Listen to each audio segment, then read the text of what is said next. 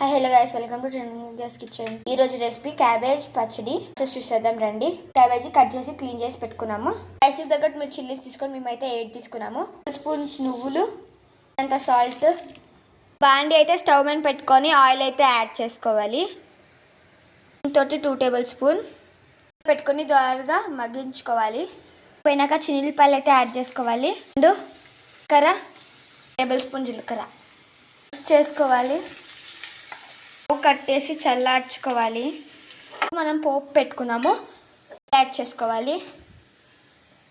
Table spoon అయిపోయింది. పోపు దినుసులు add చేసుకుందాం. చిన్నులపాయలు మిక్సీలోకి యాడ్ చేసుకోవాలి.